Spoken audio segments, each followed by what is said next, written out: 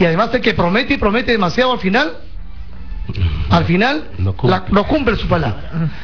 Así es. ¿Cómo y de dónde va a salir esa plata, doctora?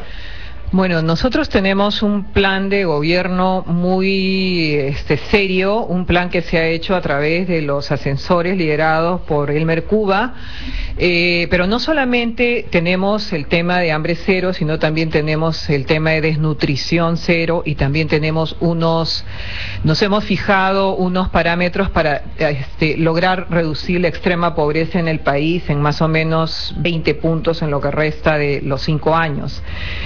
Hay temas que nosotros, que yo los trato con especial interés, como por ejemplo el tema de violencia de género y acceso a la justicia.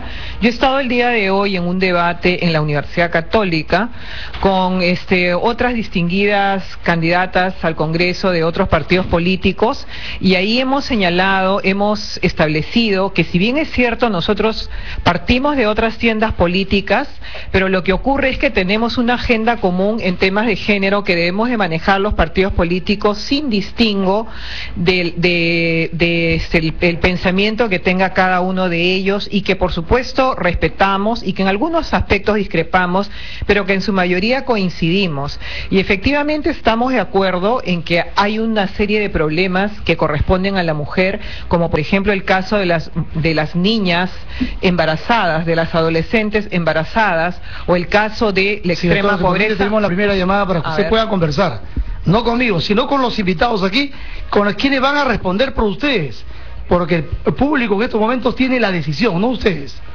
Buenas tardes, ¿de dónde nos llama? Estoy llamando al señor de Lince. De Lince. ¿Cuál es su nombre, caballero? Willy Guzmán, el número 15 de Gana Perú, que es por la inclusión y el desarrollo nacional. Él es un vidente, y la doctora Patricia Juárez de Solidaridad Nacional, con el número 19.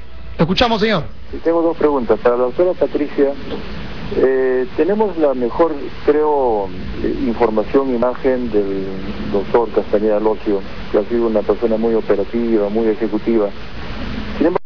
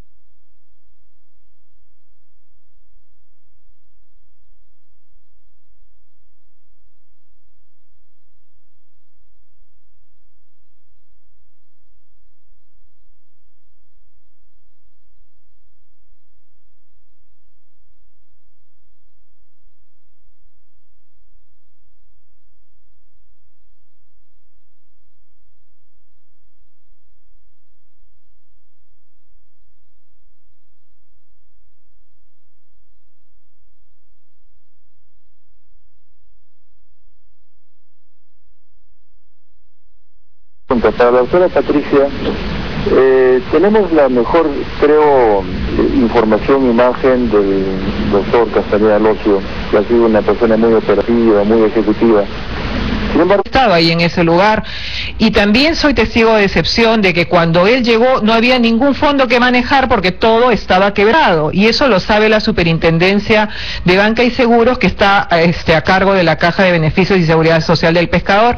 En consecuencia, ese es un tema que se maneja también como un mito, y que se maneja con la finalidad de un poco empañar la gestión, al igual que ahora se habla de los organismos internacionales en la Municipalidad de Lima.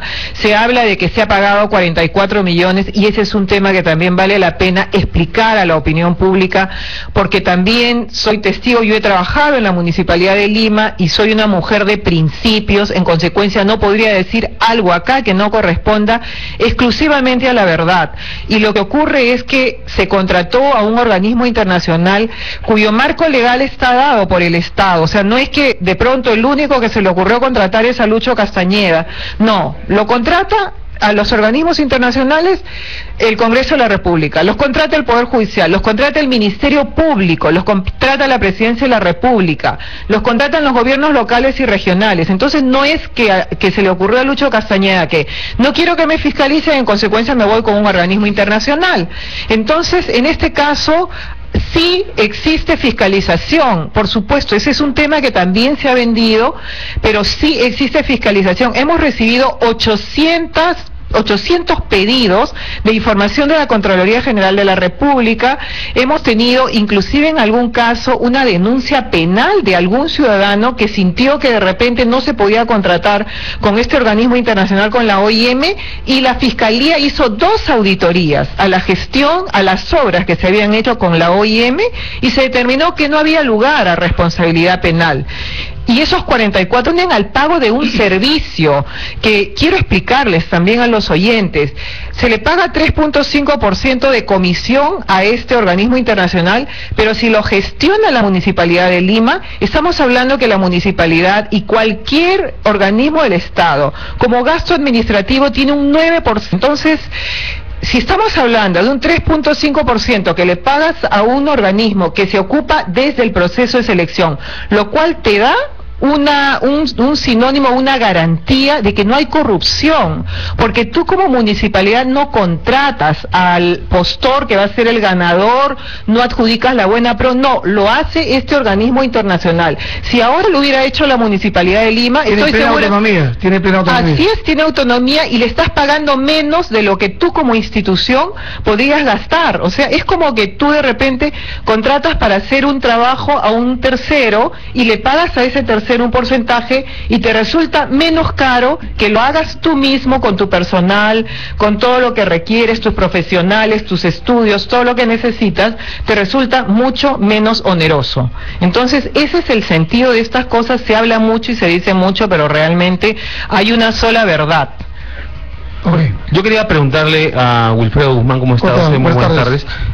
Bueno, yo quería preguntarle, se ha avanzado mucho en los temas de discapacidad, ¿no? Tanto en legislación como en inclusión, incluso Javier Díaz Canseco, a quien conocemos desde hace muchos años, ha estado trabajando numerosas leyes, y también congresistas con discapacidad, que ya lo hay, o sea, un hombre conocido, ha sido presidente de la Confederación Nacional de Personas con Discapacidad, ¿no? Lo conocen en el sector, ¿no? Lo conocen las personas con discapacidad, pero ¿qué otras cosas nuevas va a llevar al Congreso, Wilfredo? Permítanme antes responder la pregunta de Manolo respecto al hambre en el Perú, que tiene que ver, por supuesto, con las personas con discapacidad también. En el país, el 35% de la población vive en pobreza, pero cuando se trata de niños, se eleva al 45%. El 12% de la población vive en extrema pobreza. Cuando se trata de niños, se eleva al 19%. Del total de la población, el 29% no tiene ingesta de calorías adecuadas. Y ya les había hablado sobre el tema de la anemia, la desnutrición. Esto es gravísimo, esto es atentatorio contra la violación de los derechos humanos, sobre todo de nuestros niños. En Gana Perú planteamos programas de alimentación muy concretos, no solo de vaso de leche y de algunas calorías que no son suficientes, sino programas de alimentación con calorías y con proteínas de desayunos y de almuerzo para los niños. Por ejemplo, tenemos Cuna Más, que pretende poner este tipo de infraestructura financiada por el Estado con programas de alimentación y estimulación temprana de niños de 0 a 3 años, que permita a los distritos más pobres del Perú. Además, además nosotros queremos, en realidad, que la juventud también reciba estos beneficios alimentarios que impiden su verdadero o el desarrollo en su dimensión, que los cultive como capital humano, que construyamos en ellos el capital saber y luego constituyan ese capital social tan importante para el país. En el tema de la discapacidad, les mencionaba ya las cifras, les he mencionado el escenario. ¿Qué de nuevo? Primero que hay una visión como que Javier, y por supuesto que yo respeto mucho a Javier, es un gran político del país, va también en nuestra lista, pero lo que no se sabe es que los que hemos planteado estas leyes, estas iniciativas, hemos sido la sociedad colectiva, organizada de las personas. Yo mismo soy ideólogo, por ejemplo, de que existan hoy en el Perú las oficinas municipales de promoción, de protección y organización de vecinos con discapacidad, y por ley. Y soy ideólogo de que existan las oficinas regionales de atención a la persona con discapacidad. ¿Qué de nuevo? Primero, que ninguna ley se cumple en materia de discapacidad. Ninguna. Es terrible esta situación. Entonces hay que estar en el Congreso para hacer el cumplir las leyes, y si no se dan, iniciar acciones de cumplimiento en el ámbito constitucional y judicializar los temas también. Por otra parte, necesitamos inversión pública. No tenemos un congresista que se pare, que tenga los pantalones, y cuando se está discutiendo el tema presupuestal, diga: señores, las personas con discapacidad, los adultos mayores, los niños de este país tienen derecho a tener parte del presupuesto, pero no con dádiva, con limosna, con mendrugo del presupuesto, como programas así como Juntos que te regalan 100 soles. Eso no. Lo que queremos es calidad en la educación. De 50.000 niños que estudian hoy con discapacidad, habiendo 1.060.000, que existe una política de Estado que los lleve a todos al colegio, que les dé programas de alimentación, que se promueva el empleo de las personas con discapacidad. No pedimos empleo del Estado, a pesar que hay leyes que podría enumerar ahora que exigen que el Estado tenga empleados con discapacidad. No pido eso. ¿Saben por qué? Porque hay 2 millones y ningún gobierno, ni este ni el resto del mundo, nos daría empleo a todas las personas con discapacidad. Pero hay que promoverlo a través de la autogestión, la microempresa, el crédito blando, etcétera, etcétera. Estas tareas son las que tenemos que asumir. Sí, brevemente. Hay mucha gente, y seguro muchos discapacitados están escuchándonos, que ser discapacitado ya no hay que salir de la casa. Y cuando yo soy alcalde eso me ha pasado. Por ejemplo, recordamos un joven que estaba prácticamente postrado y tuvo que salir a vivir nuevamente su realidad en la calle, porque sabía que él vale, él tiene valor. Se le consiguió una silla de ruedas para nuevamente movilizarse, y prácticamente él se involucró como un trabajador más en temas sociales, un trabajo en internet. A esa gente hay que decir que sí se puede. No, las personas con discapacidad han dado una muestra de valor, supervivencia, de valor en el deporte, en el arte, no solamente en el Perú, en el mundo. Nosotros podemos ver, incluso ahora que tenemos internet, que tenemos todas las herramientas, podemos ver tantas pruebas que han dado las personas con discapacidad. Y yo soy testigo, ¿no?, que Manolo ha sido un alcalde preocupado del tema, a pesar que nunca me ha visto en su municipalidad, pero como soy dirigente de organizaciones, sé de su trabajo.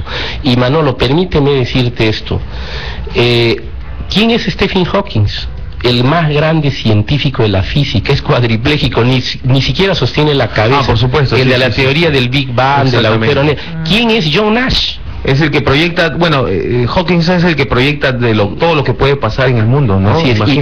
Y John Nash es enfermo mental, esquizofrénico, claro. Premio Nobel de Matemáticas. ¿Quién no ha leído la Odisea y la Ilíada de Homero? El ciego poeta y escritor, el contador de leyendas. Borges también era ciego. Entonces, y Roosevelt, uno de los más grandes presidentes de los Estados Unidos, era parapléjico. Entonces yo creo que hay que darle oportunidades a nuestros niños, sin y con discapacidad. Ellos merecen una atención del Estado, y hay que fiscalizar, y alguien tiene que levantar la voz para que el presupuesto, que este año son 88.400 millones de soles, 88.000 millones de soles, le llegue a traer servicios públicos. Por eso que pedimos el doble de presupuesto para la educación, del 3 al 6%. Esas tareas son las que yo asumiré desde el Congreso. Ahora, esta tarea, ¿cómo lo va a asumir el tema de educación? Que es vital y es clave. No queremos gente ignorante. O sea, Cuando hablamos de ignorantes, no quiere decir que somos ignorantes, sí, somos ignorantes de muchas cosas. Hemos progresado bastante. El analfabetismo prácticamente se está... pero nos falta más. Por supuesto. Nos falta más inclusión. Por supuesto, no debemos ser negacionistas en el tema, ¿no? Y en otros también. No podemos decir que en el Perú es un país de muertos de hambre, de gente analfabeta, tirada en el suelo. Pasa que el país, si usted revisa la tasa de mendicidad, se va a dar cuenta con una sorpresa, que el 80% de mendigos no son mendigos. Acá estamos viendo una mendicidad disfrazada, gente con una bolsa de caramelos que se está llevando 100, 150 soles en el diario a su casa. Y hay gente que utiliza a sus bebés. Y estamos hablando de trata de personas, o sea, los alquilan. Claro, los alquilan a los bebés. Gente que se hace pasar como discapacitados que no lo son. Hoy en la mañana vi que en Puno,